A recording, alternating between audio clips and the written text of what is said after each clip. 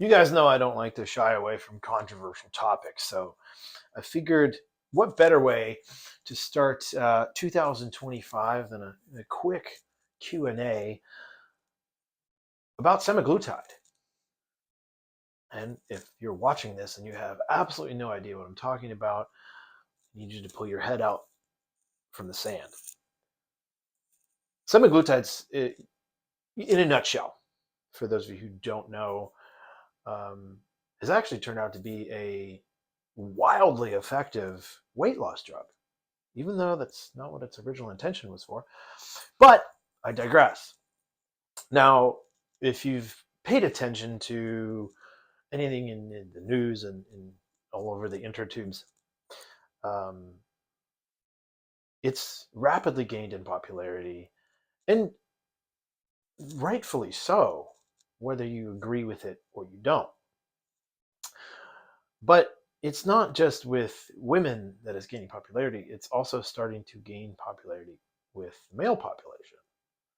So, being that I work primarily with men over the age of 35, figure why not at least come up with a pro and con list if it's something that you've thought about, or maybe your doctor has mentioned, or you heard about it from a friend, or you know someone that's used it successfully or unsuccessfully. Now, I want to preface this by saying I don't believe that any medication is the one end all and be all solution to a problem. I think a medical intervention on this level should be a last resort. It doesn't mean, I'm not saying that I recommend it. I'm not saying that I don't.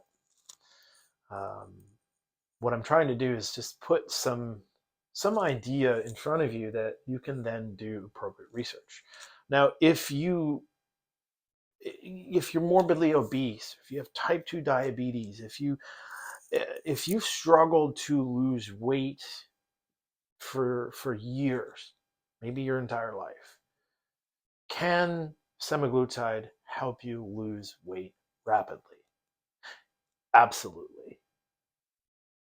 Is that the first thing you should do? No, absolutely not. Again, last resort, when absolutely nothing else has worked. Now, here's the catch, because there's always a catch when it comes to me. If you say nothing else has worked, you have to take a honest look at everything that you've done or haven't done and how dedicated you've been to doing it. Because I can say 99 times out of 100, you haven't been consistent in the areas that you need to be consistent with. That is why this has been out of control. Because you don't get to the, I guess, the medical definition of morbid obesity by accident. And you also don't change that course by accident. You have to be very intentional with it. So, but quickly, I did a little bit of research, and obviously some of these things I knew, some of them just sort of expanded on it a little bit. But I broke it down. I only picked four because I don't want to keep you all day because I don't want to bore the shit out of you. Obviously, the number one pro is weight loss, and the asterisk attached to that is it's generally a very rapid weight loss and a pretty substantial amount. And I don't know if that's a pro. I wouldn't necessarily list that as a pro. Rapid weight loss is not something I ever recommend. Slow, steady, controlled weight loss over time is something that you can maintain a little better. But in the research that I did briefly, it's listed as a pro. Now, what I also will say is a good pro is improved glycemic control. So your body's ability to process blood sugar.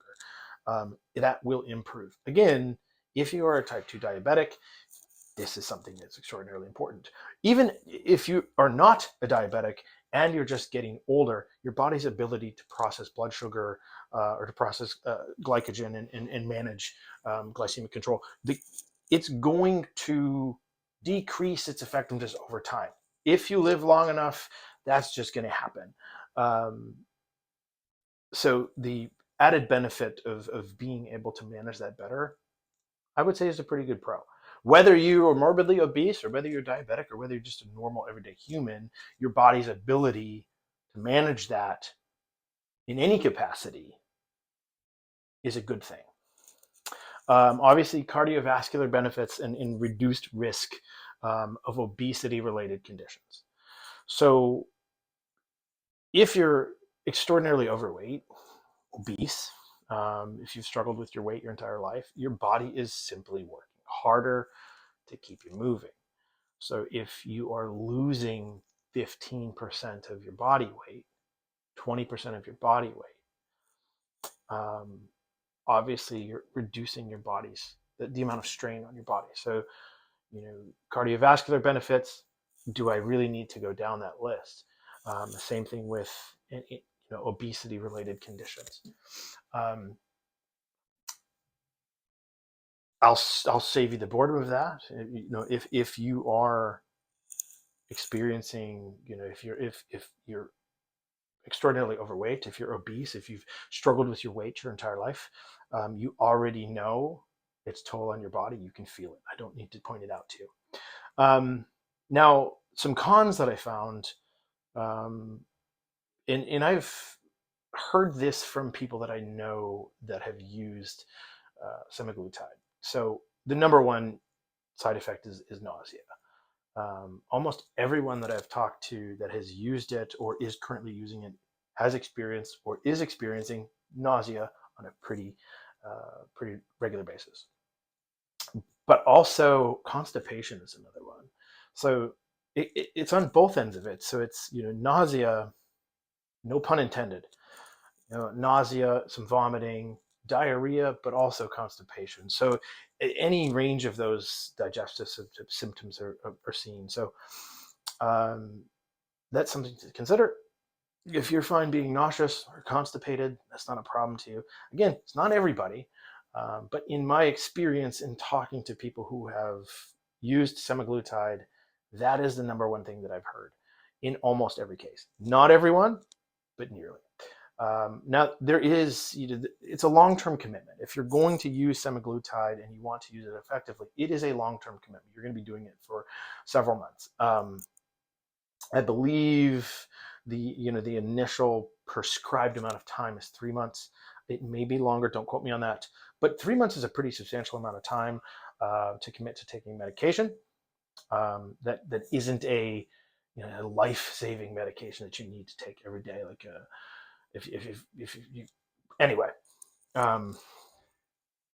So you have to commit to it for that period of time to experience the effectiveness that you're looking for.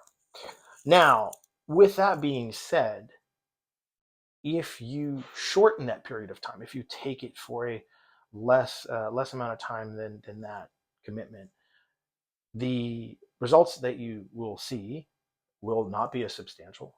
Obviously, I think that goes without saying, but also your likelihood of regaining the weight back that you've already lost also goes up. Now, this goes into the next con, which I wouldn't put this as a con simply because this is sort of the basis of how I'm going to wrap all of this up. But lifestyle dependency. So unless you make changes to your lifestyle that you had before using semaglutide,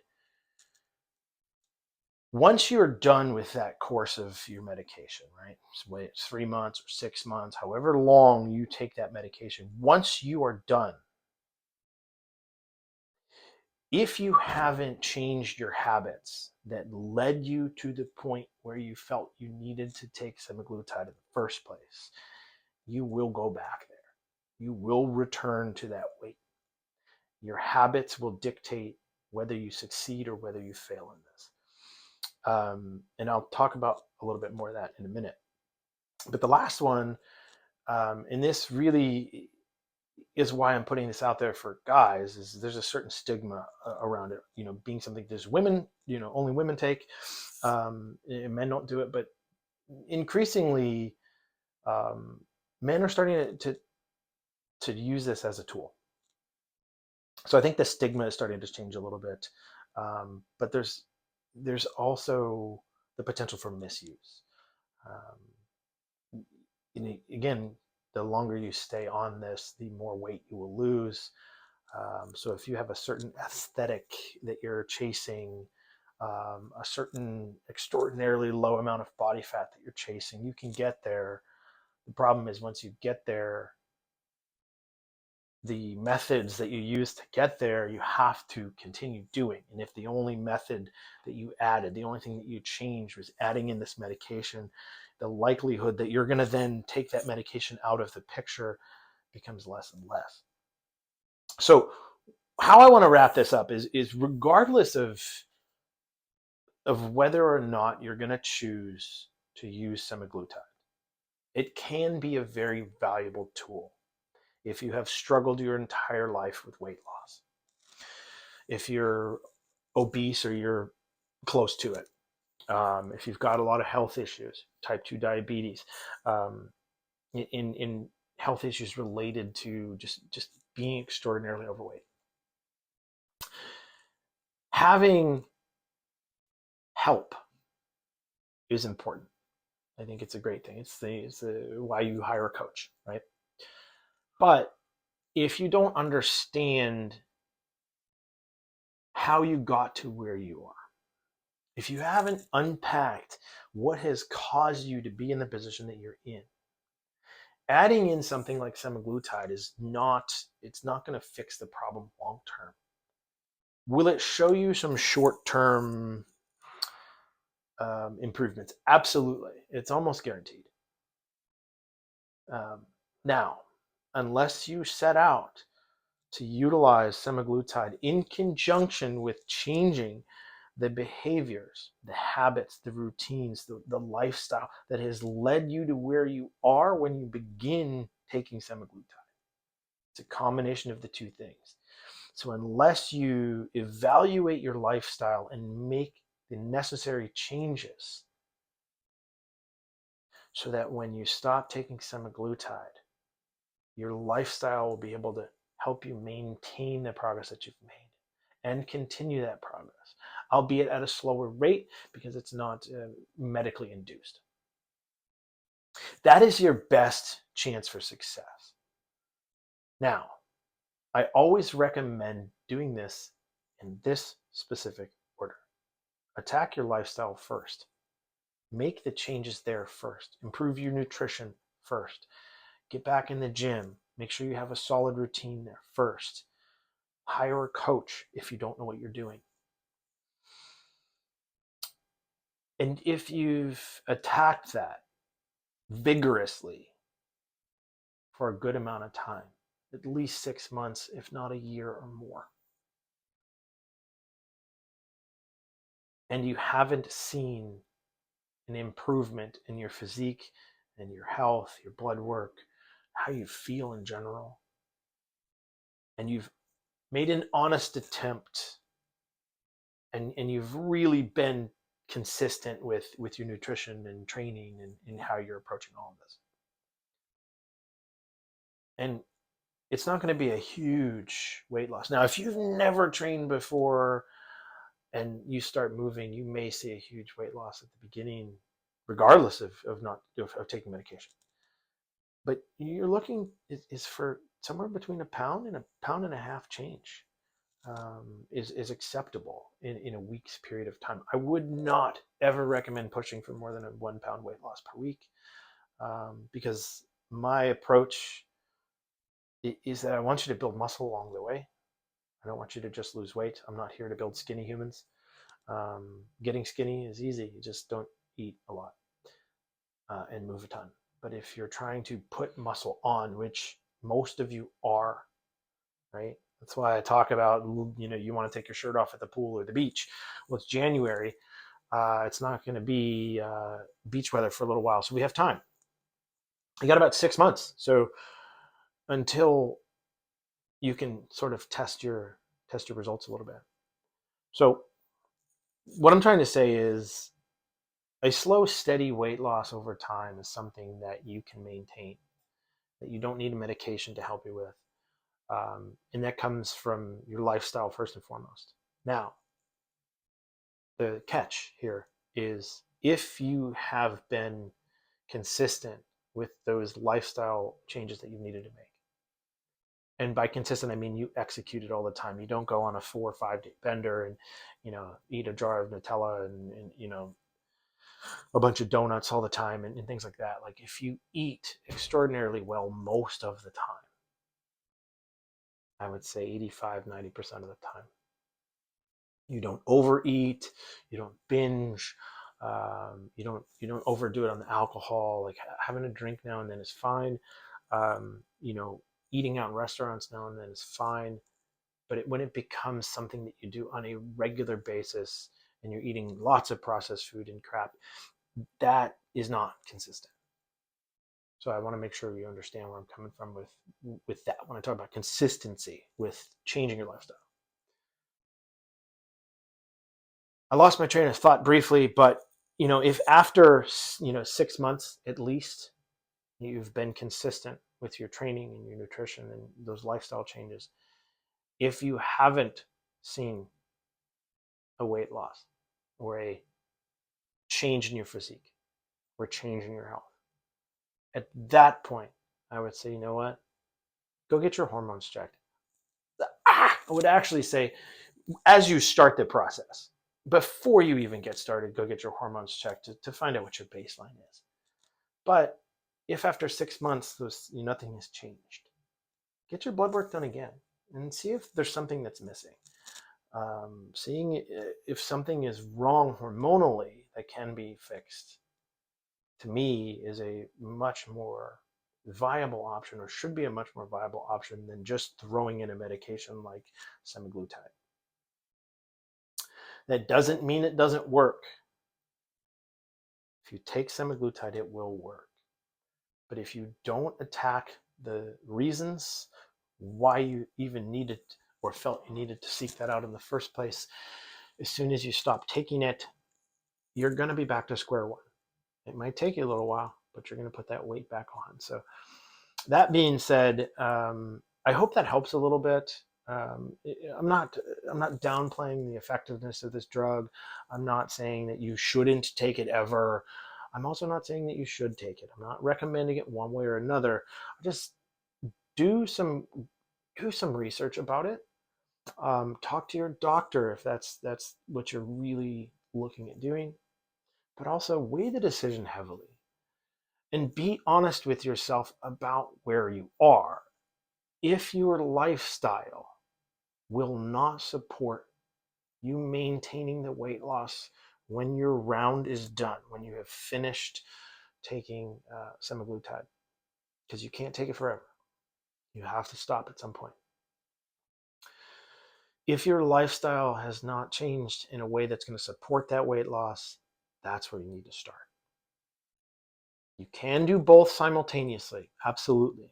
But I'm going to recommend you take care of your lifestyle before you utilize a drug to solve the problem. I hope that helps. If you have any more questions, don't hesitate to reach out. I hope you guys have a great week.